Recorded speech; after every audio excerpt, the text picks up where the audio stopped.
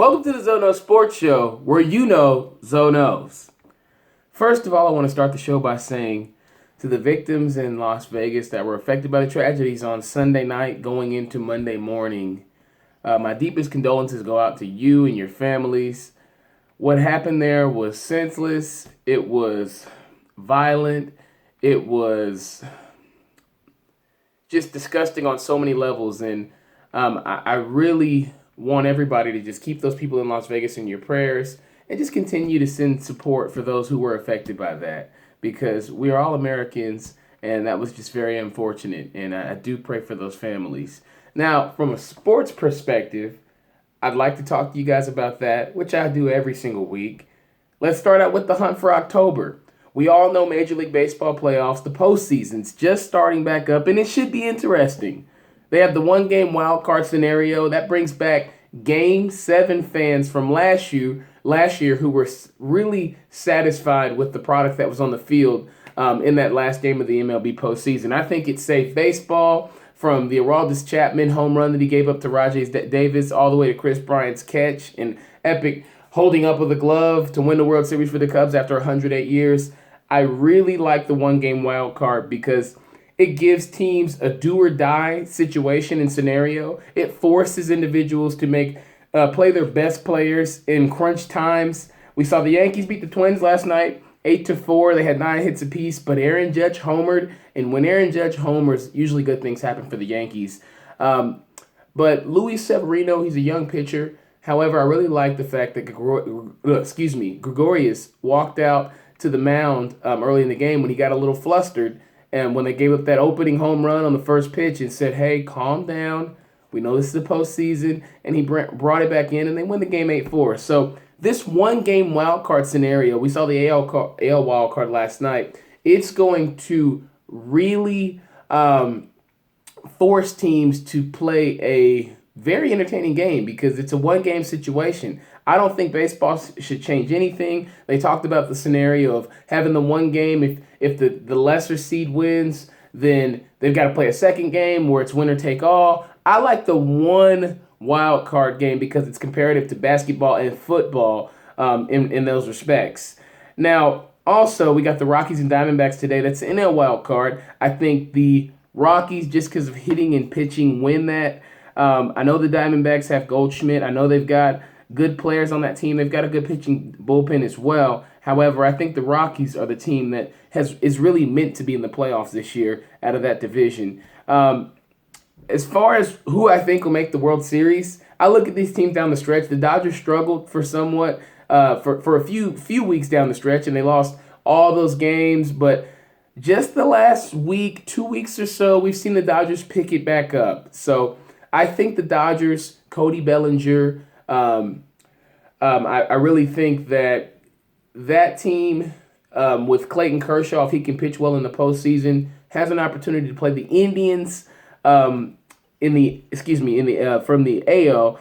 I really like the Indians because they've got everything. They've got hitting. They've got people that steal bases. Lindor, if you haven't seen Francisco Lindor, make sure you go and try to watch a game. Watch him play. He plays the game with so much fun. He's young. He enjoys it. I look forward to seeing Trevor Bauer and Corey Kluber and all these guys step on the mound and throw dominating games. And Trevor Bauer's kind of spotty. If he can pitch well and steal a game, I think that the Indians in any series will definitely see some success. So Indians and Dodgers, that's what I'm looking forward to seeing in the World Series. A lot of players, a lot of hitters, a lot of pitchers. That would be a big-time matchup. Now, college football-wise, LSU and Tennessee both need new coaches. Did you see last weekend LSU lost 24-21 to Troy at home, breaking a night streak or home game win streak for non-conference opponents against the Tigers? They were all winless up until Troy comes in and beats LSU. Now, Coach O, for me, my perception of the hire is that it was an emotional hire because they were so anxious to get Les Miles at the door. We'll take anybody. And then Coach O wins a few games down the stretch. Well, you know what? We should hire Coach O.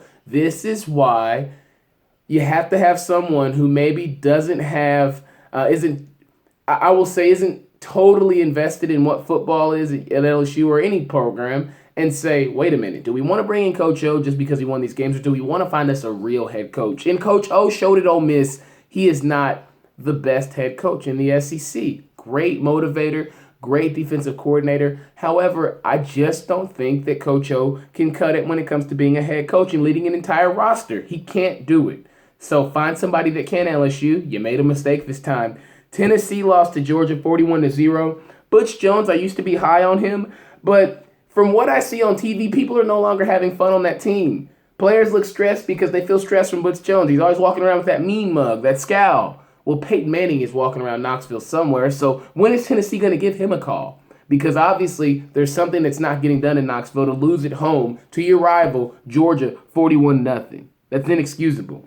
Now, Georgia is obviously Alabama's best competition from the East. However, do we really want to see a trilogy, Clemson versus Alabama? That'll be a de facto home game in the SEC Championship if Georgia meets Alabama. But as far as the national scope of everything, would we want to see Clemson versus Alabama? I wouldn't mind it because it's good football, and we know that we're going to get two dominant rosters who are going to for sure give us a good game because we've had a good game the past 2 years. Now, the one difference in this championship game next year would be the fact that Deshaun Watson wouldn't be there. It'd be Kelly Bryant, but surprisingly, Kelly Bryant's played very well. He's someone who Maria Taylor actually talked about him being in the Heisman discussion, and David Pollack laughed at her. But I think Kelly Bryant, the way he leads his team, can definitely work his way into that discussion if he plays consistently down the stretch. But as far as the trilogy goes, yeah, I watched Clemson versus Bama 3 times. Why not? NFL-wise, why are we surprised at Deshaun Watson? Speaking of Deshaun Watson and his Clemson Tigers, let's talk about his Texans. He had 5 TDs. They beat the Titans 57-14. Now, the Titans lost their QB and brought everybody in to work out but Colin Kaepernick. Now, we obviously know that is a business decision. So, Colin Kaepernick may not get an opportunity for years to come, let alone this season, because of everything that happened with him socially and the social injustice that he tried to stand up for. It looks like it could have cost him his profession. Now, in saying that, karma is karma. So it doesn't help that Deshaun Watson beat up on a division opponent 57-14. He is a quarterback who will definitely be a Hall of Famer if he can stay healthy. This kid is amazing. He's lightning. That's why I ripped the Bears when they didn't pick Deshaun Watson the first time. So keep balling, man. Now, the biggest surprises for me, a formidable Rams squad. How did the Rams get good? Were they always good? Did they always have talent? Was Jeff Fisher that bad of a coach? Or was Sean McVay that good of a coach? I think it was Sean McVay being that good of a coach. Sean McVay has gotten these players to believe in themselves. The defense is playing well. He uses Tavon Austin right. And Jared Goff is truly a decent quarterback. So that's a big surprise to me. So shout out to the fans in LA. Bad Patriots defense. They've given up, 300-plus passing yards a game this year. They're the worst defense in the NFL. I don't know how they expect to win a Super Bowl, even with all those weapons on offense. Gronk, Cooks, Amendola. No Edelman this year because of his knee, but Brady. How do you expect to win a Super Bowl with all that offense but no defense? Ask the Saints how it's worked out down there in New Orleans the past couple years. I don't know if the Patriots get that fixed so fast this time. Dalvin Cook tore his ACL for the Vikings. That's very unfortunate. He's a great player, but that'll hurt them. Now, I look at the running back situation in New Orleans with Adrian Peterson, Mark Ingram, and Alvin Kamara.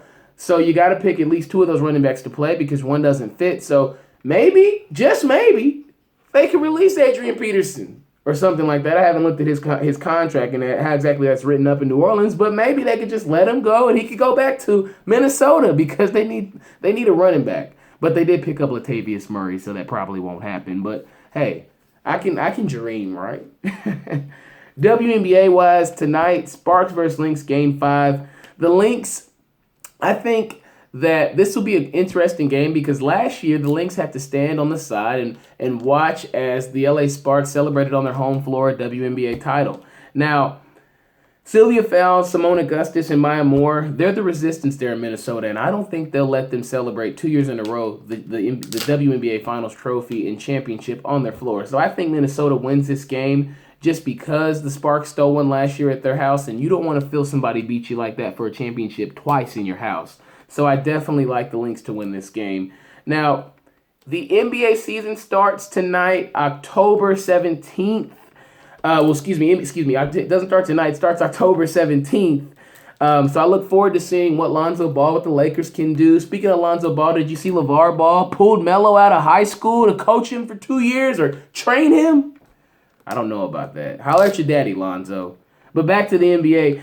The NBA All-Star Game is an upgrade to me because they changed the format. It won't be East versus West. It'll be team captains. So a captain from each team will have to select a player and then in their entire roster. So I think this will be really interesting because LeBron will obviously be a captain. Will it be KD a captain or Chris Paul or whoever? Or who on the other side will be a captain? Will it be Westbrook? I think it'll be interesting just to see whose feelings get hurt in all of this. Because, I mean, you could easily have, Westbrook having to pick between Kyrie and pick between Kevin Durant, and we want to see if Kyrie will play with LeBron in an all-star uniform. Will LeBron have to pick him? How's that going to work? This will be a popularity contest on the grandest scale. So I like this change. And fans want to see fantasy matchups. We want to see what would this player play like if they played against them, or how would he play if he played with him. So this will be a fan's treat, and that's the part of entertainment that we enjoy, is getting a treat, seeing something different. So I applaud the NBA for this format. Let's see Russ versus Melo and PG, and let's see LeBron versus D Wade and all those matchups, and KD versus the Chef. I'm ready for it. So February, come on quick. Next show, we'll have more to talk about. Make sure you're keeping up with Zono Sports. Go watch my video talking about Drizzy Drake, and I'll definitely have more juice for you next week. So thank you for watching the Zono Sports Show, where Zonos.